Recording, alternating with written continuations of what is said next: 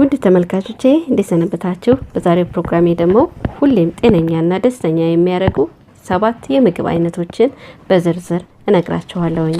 ይህን ፕሮግራም ከወደዳችሁት ላይክ እና ሼር ማድረጋችሁን አትርሱ።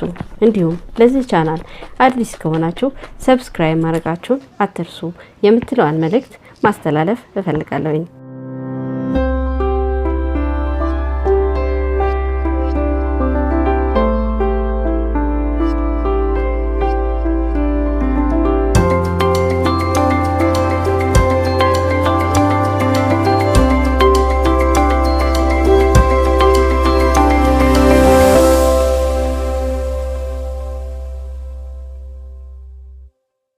በዚህ ፕሮግራም ለጤናችን በጣም ጠቃሚ ናቸው፣ ሁሌም ጤነኛና ደስተኛ ያደርጋሉ ተብለው በዝርዝር የተቀመጡትን የምግብ አይነቶችን እነግራችኋለሁ። አንደኛ ፓፓያ። ሁሌም ፓፓያ መመገብ ጤነኛና ደስተኛ እንዲሆኑ ያደርጋል። የቆዳ ድርቀትን ይከላከላል። የሞተ የቆዳ ሴሎችን ለማስወገድ ይረዳል። የቆዳ ድርቀትን ይከላከላል። ፓፓያ ቆዳን በመቀባት ወይም በመመገብ ያለ እድሜ የሚከሰትን የቆዳ መሸብሸብን ያስተካክላል። የተፈጨ ፓፓያ የተሰነጣጠቀ ተረከዝን ለማከም ይጠቅማል። የሞቱ የቆዳ ሴሎችን ያስወግዳል። የቆዳን ተፈጥሮአዊ ቀለም ለመመለስ ይረዳል። ለሆድ ትላትል ሕክምና ይጠቅማል።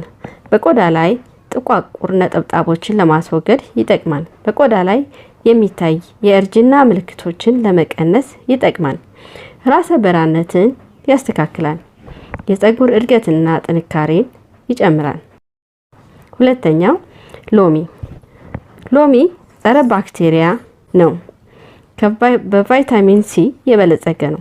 የሎሚ ጭማቂ በውሃ ቀላቅሎ መጠጣት በሰውነታችን የአልካላይ ሚዛኑን ለመጠበቅ ይረዳዋል።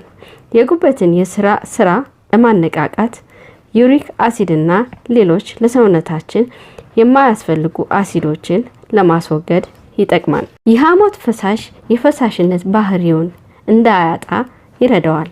የሎሚ ጭማቂ ጸረ ካንሰር አምጪ ባህሪያትን ያስወግዳል።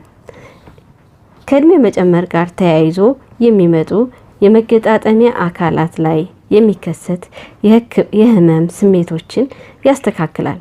የኮሌስትሮል መጠንንም ያስተካክላል። ምግብ ከመብላታችን በፊት 1 ብርጭቆ ውሃ የሎሚ ጭማቂ ብንጠጣ የመመገብ ስሜትን ስለሚቀንስ ብዙ እንዳንመገብና አላስፈላጊ ውፍረትን ያስተካክላል። ሶስተኛ ሐብሐብ። በተለይ ውፍረት ላለባቸው ሰዎች ይህ የፍራፍሬ ዘር አዘውትረው ከተጠቀሙት በጣም ብዙ ጥቅም ያገኙበታል። ፀጉር እንዳይሳሳና ራሰ በራነትን ይከላከላል።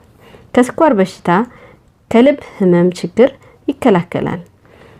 አላስፈላጊ ውፍረትን ይከላከላል።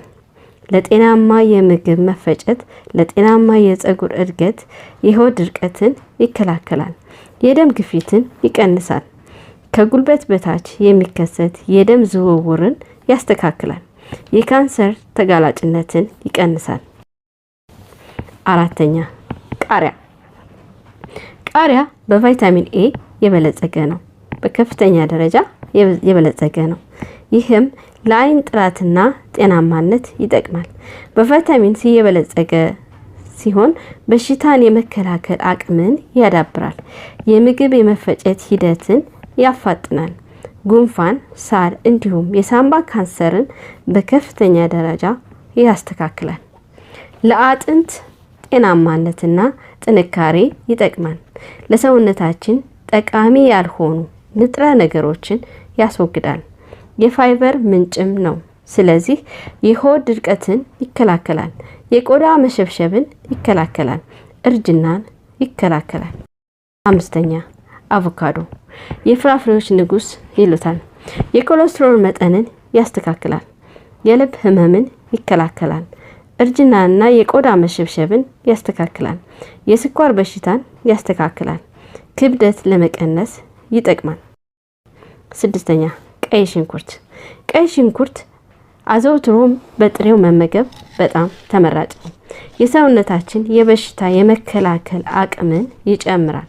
የደም ግፊትንና የስኳር በሽታን ይቆጣጠራል። የመቆጥቆጥና የማሳከክ ባህሪ ያላቸው የአለርጂ በሽታ አይነቶችን ይከላከላል። ቀይ ሽንኩርትን በጥሬው መመገብ የደም ግፊትን ከመቆጣጠር ባሻገር ጤናማ ልብ እንዲኖረን ያደርጋል። የካንሰር በሽታን ይከላከላል። ሰዎች ንብ ሲነድፋቸው የነድፋቸውን ቦታ የቀይ ሽንኩርት ውሃን በመቀባት መዳን ይችላሉ። የልብ ስራንና የስኳር መጠንን በተረጋጋ እንዲሆን ያደርገዋል። ቀይ ሽንኩርትን በየቀኑ መመገብ ከጨጓራ አሲድ አንሰር በሽታ ይከላከላል። 7ኛ ድንች የወር አበባ ችግርን ያስተካክላል። ራሰ በራነትን ይከላከላል። ራስ ምታትን ያጠፋል። የጨጓራ ህመምን እና የደም ግፊትን ያስተካክላል። የኮሌስትሮል የኩላሊት በሽታን እና የካንሰር በሽታን ይከላከላል። እንግዲህ ውድ ተመልካቾቼ እነዚህን የምግብ አይነቶችን አዘውትረን በመመገብ ከተለያዩ በሽታዎች ራሳችንን መንከባከብ እንችላለን። የዛሬው መልእክቴ ነው። ላይክ እና ሼር እንዲሁም አዲስ የሆናችሁ ሰብስክራይብ ማድረጋችሁን አትርሱ። ስለተከታተላችሁኝ አመሰግናለሁ።